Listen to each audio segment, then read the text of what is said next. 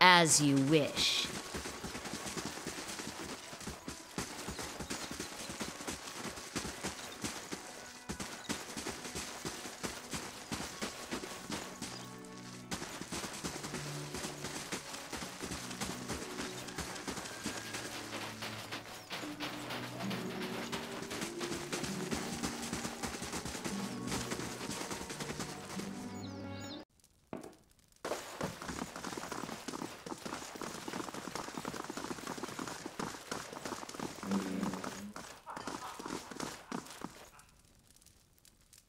Zawa is ready.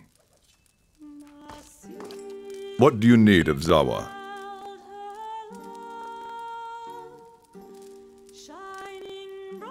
The ways of the Nalpazga can make little sense to an outsider. We are the warriors of the Takan. Nobles, peasants, it does not matter.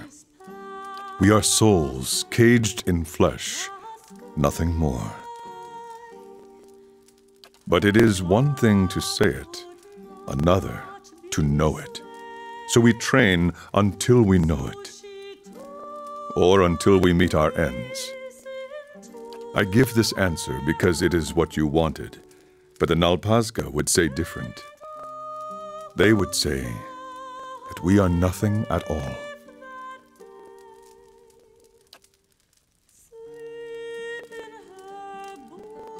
Perfection. Look around you. The world is perfect. Every being, every moment, every death. Rarely do we see this. We stumble through life, lost in distractions. Every practice of the Nalpazga is a reminder to stop stumbling, to know the perfection. You think the world imperfect? Most would agree. Most would say the world is imperfect because we suffer.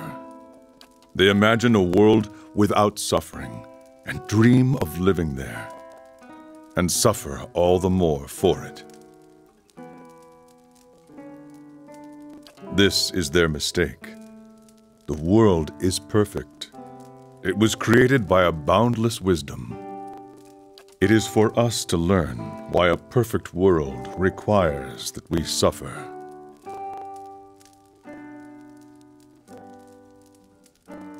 Vanity is a snare that roots us to the ground.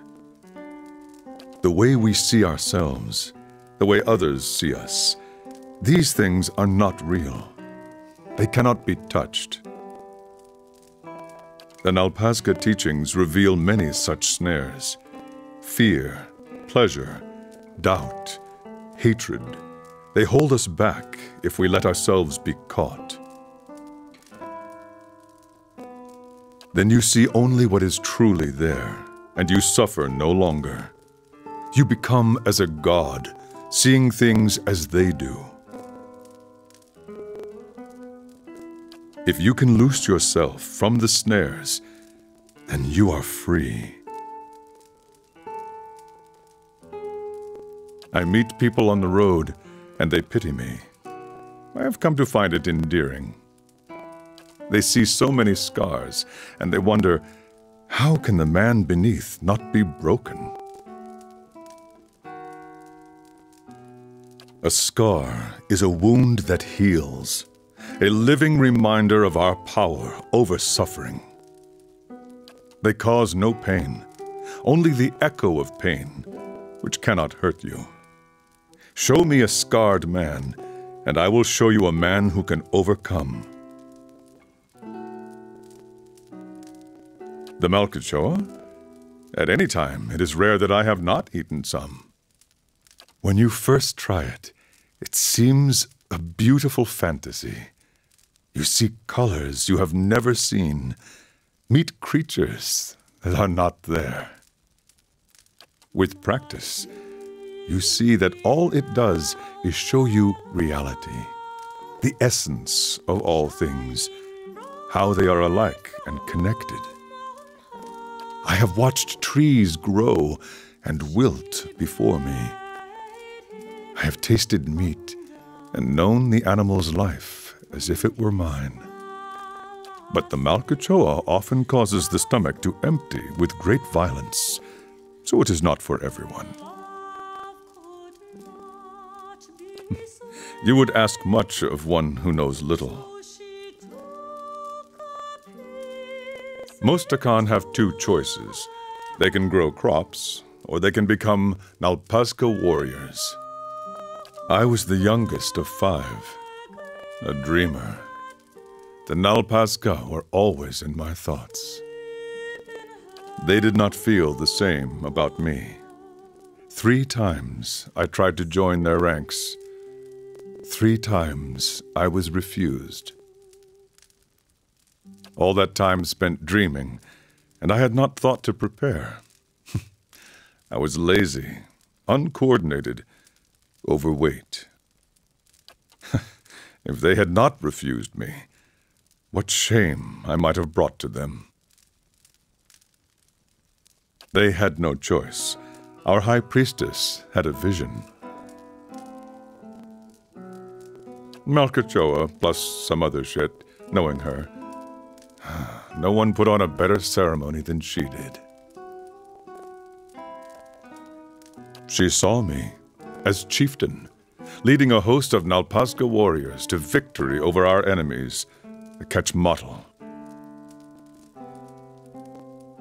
Our last chieftain had died over the winter. A new one had not yet arisen from the Nalpazka. So the timing was right. The next day they brought me before Ishipilo, the great master of the Nalpazka, and I became his pupil.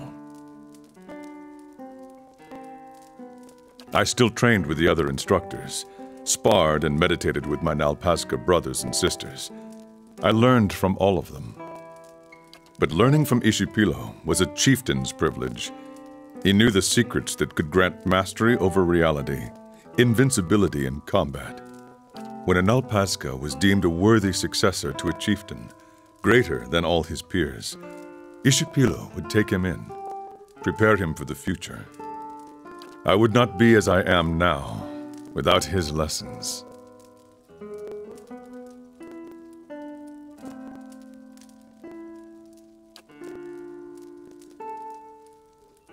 Not all of them. When I was brought to him, I knew how unworthy I was. But if he disapproved, he never showed it. In my shame, I gave him everything I had. He tutored me for 7 years, and in that time I became greater than the rest. Then the day came when he was to teach me the final secret of the Anitlei. This is the unbeatable warrior all Takan chieftains must become to protect our people. Ishipilo never showed.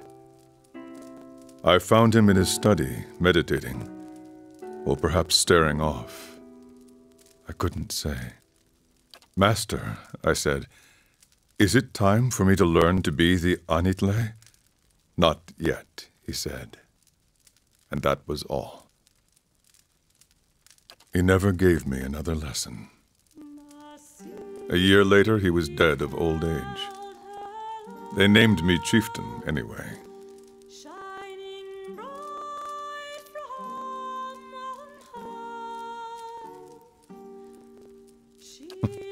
Have I?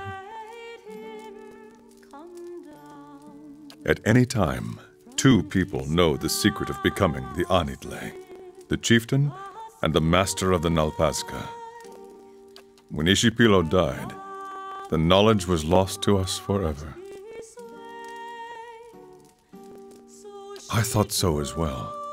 I tried everything: patience, rage, cleverness, acceptance. Not yet, he would say. Not yet. You would ask much of one who knows little. Word of Ishipilo's death spread. Our enemies saw the opportunity. The Quechmatl chieftain came with gifts to honor my rule, but his real purpose was to look me in the eye, to know if Zawa might be beaten.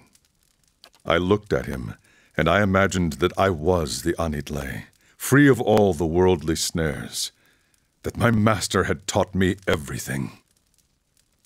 When he turned to leave, I saw he wore a secret smile, and I knew I had failed. 3 days later, they attacked. They were many times greater than our numbers. They had been trying to conquer us for generations, and the Takan chieftain had always sent them running. The power of the Anitlei. In my heart, I knew we would lose, and it would be because I was not the Anitlei. What we had always done. I gathered my Nalpazga warriors and led a charge into the belly of their army.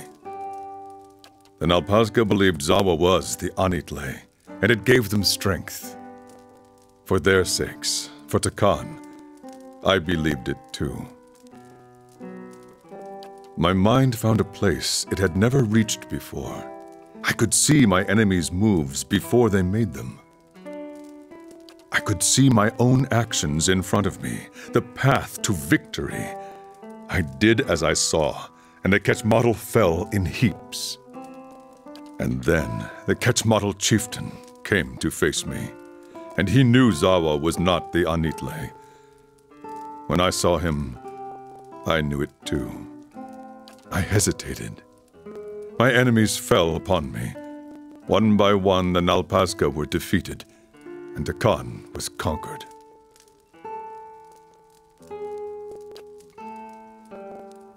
Of the men, they made slaves. Of the women, they made wives. Their way is to absorb the conquered, make them forget themselves.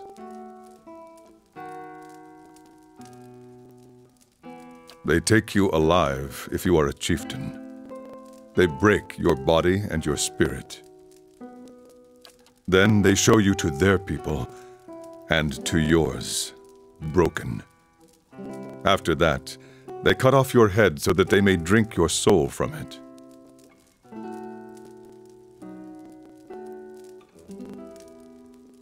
Oh no, they did all of those things to me. They flayed me until my screams became whispers, until I no longer knew who I was, and my only hope was to die soon. But they didn't stop, and that was their mistake.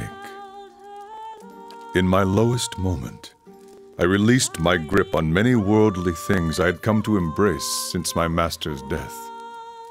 The pain made the world clear again. They brought me out to be executed, not knowing any better. They swung the machete down upon my neck, but it would not cleave. Each hack of the knife brought great pain, and the pain showed me glimpses of pure truth. For a moment at a time, I was the Anitlei. I broke my bonds by seeing beyond them. I slew my executioner by knowing I would slay him.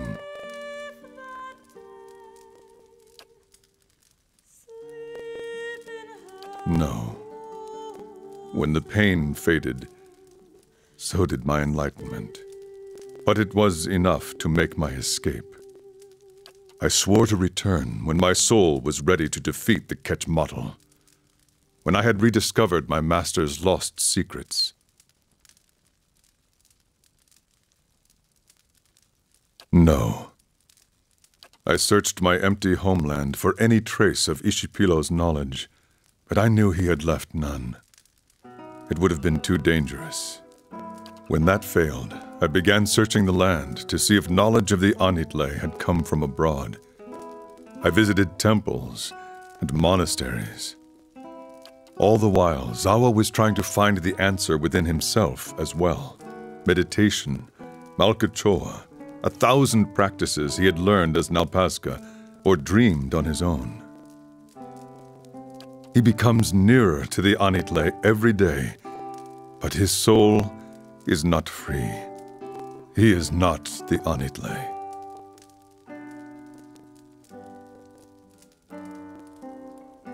The final step is the difference between invincibility and certain failure. My sketch model has only grown over time, swallowed all its rivals. It would take no less than the Anitlei to free and protect the Takan now. Then the Takan will be no worse off than they are now. But they do deserve better.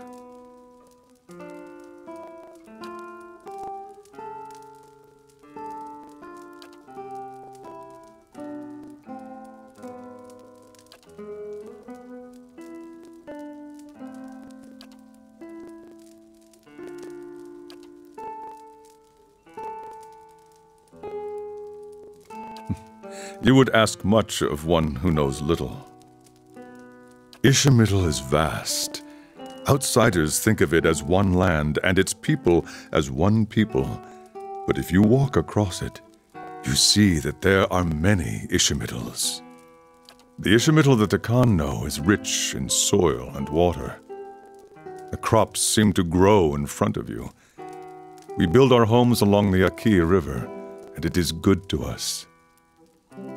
Though every so often it floods, so that the Takan do not forget their suffering. It would not be the rainy season without my neighbor Anitlei swimming after his escaped goats and nearly drowning. But home is an idea, no more real than justice or honor. My home is here now, wherever I stand. I hope to share knowledge with the monks of the Thousand Dreams. Their monastery lies east of here. They are said to be seekers of greater truth, like the Nalpazga. But if they still exist, I did not find them there.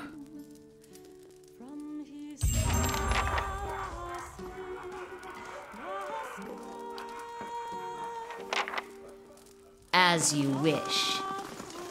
Back to warm your hands, eh? What can I do for you? Top quality bear pelts on every bed. You won't be disappointed.